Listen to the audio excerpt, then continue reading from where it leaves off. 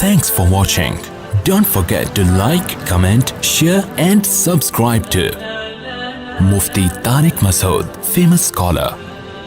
اور پھر آگے فرمایا وَيَقُولُونَ مَتَىٰ هَٰذَا الْوَعْدُ إِن كُنتُمْ صَادِقِينَ. چونکہ کیڑے نکالنے والے جو ہے نا ان کا کام کیا ہوتا ہے, دلائل کو ایک طرف رکھو, کچھ نہ کچھ الٹے سوالات پوچھ کے کنفیوژن میں ڈال دو. تو فوراً یہ سوال کرتے تھے کہ اچھا جب قرآن کہہ رہا ہے دوبارہ جمع ہوں گے, حساب ہوگا, وہ کب ہوگا, ڈیٹ بتائیں, اس کی ڈیٹ کیوں نہیں بتا رہے آپ. تو اللہ نے فرمایا کہ تمہیں تاریخ سے کیا لینا دینا ہے, ہم کیوں بتائیں.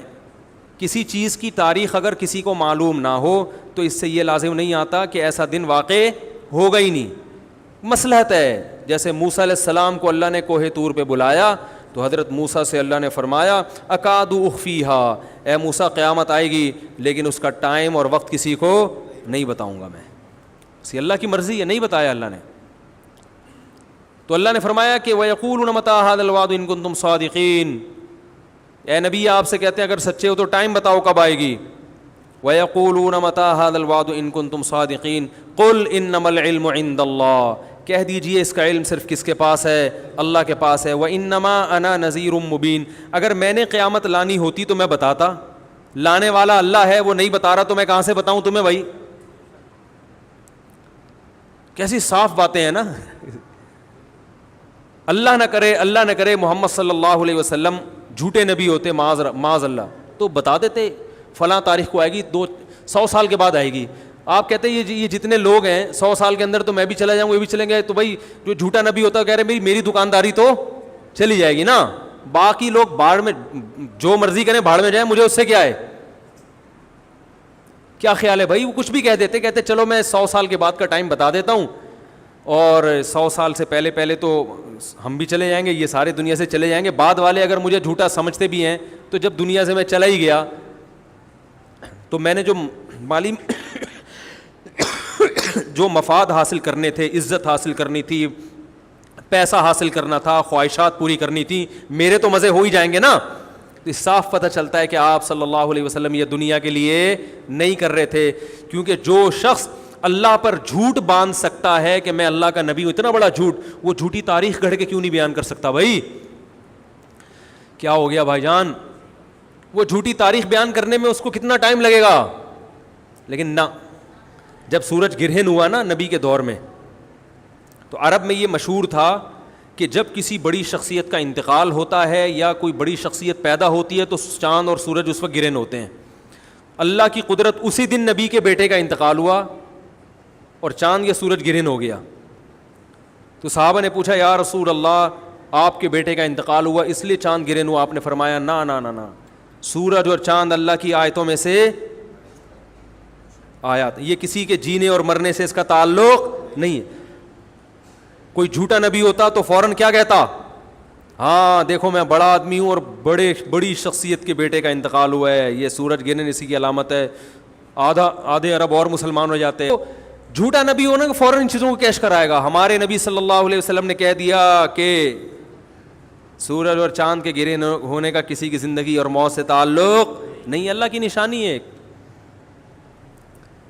تو میرے بھائی اسی طرح ہمارے نبی نے کہہ دیا مجھے قیامت کی تاریخ معلوم نہیں ہے, مجھے نہیں پتہ. انما العلم عند اللہ, کہہ دیجئے علم صرف اللہ کے پاس ہے. وانما انا نذیر مبین, میری حیثیت کیا ہے, میں تو صرف ڈرانے کے لیے آیا ہوں. میں بتا رہا ہوں کہ اللہ نے تمہیں یہ جو نعمتیں دی ہیں ان کے بارے میں اللہ تم سے سوال پوچھے گا, مر کے مٹی ہو کے ختم نہیں ہوگے. آج ختم کر دیتے ہیں سورہ ملک کو. وانما انا نذیر مبین فلما رأوه زلفة سیئت وجوہ الذین کفروا وقیل ھذا الذی کنتم بہ تدعون. اللہ نے اپنے نبی کو تسلی دی, فرمایا جب یہ اس جہنم کو اپنی آنکھوں سے دیکھیں گے نا جو نافرمانوں کے لیے تیار کر کے رکھی ہے, تو ابھی تو کہہ رہے ہیں اس جہنم میں جانے کا ٹائم بتائیں, لیکن جب دیکھیں گے تو ان کے چہرے بگڑ جائیں گے. جیسے کسی چیز سے نفرت ہوتی ہے انسان کو اور اسے دیکھ کے چہرہ بگڑ جاتا ہے. وقیل ھذا الذی, اور کہا جائے گا یہ ہے وہ آگ جس کا تم دعویٰ کیا کرتے تھے, مانگا کرتے تھے کہ کب آئے گی. تم کہتے تھے ہمارے سامنے یہ آگ لے کر آؤ ہم دیکھیں, تو یہ ہے جس کو تم مانگا کرتے تھے. آج تمہارے مانگنے پر اللہ نے یہ تمہارے سامنے رکھ دی ہے. پھر اللہ نے اپنے نبی سے کہا کہ آپ ان کو آخری اعلان سنا دیں. قل ارأیتم ان اہلکنی اللہ ومن معی او رحمنا فمن یجیر الکافرین من عذاب علیم. بتاؤ جہنم کب آئے گی, یہ تاریخوں میں پڑھنا, یا جہنم کب آئے گی, جنت کب آئے گی, قیامت کب آئے گی, اس کی تاریخیں تو مجھے معلوم نہیں ہے. لیکن ایک سوال میں تم سے پوچھتا ہوں کہ بالفرض اگر میں غلط ہوں, اگر میں دعوت میں غلط ہوں, اور جو اس کائنات کو پیدا کرنے والا ہے وہ مجھے بھی ہلاک کر دے اور میرے ساتھ جو ایمان والے لائے ہیں ان کو بھی ہلاک کر دے, تو کیا وہ تم کو چھوڑ دے گا؟ تم تو صاف انکار کر رہے ہو اس کا, تمہیں کیسے چھوڑ دے گا وہ؟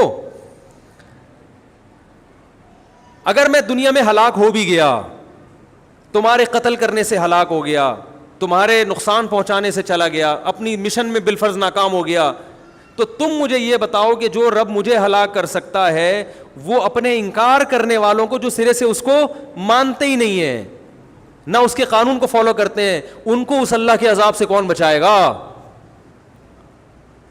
یہ بھی ایک سمجھانے کا انداز ہوتا ہے.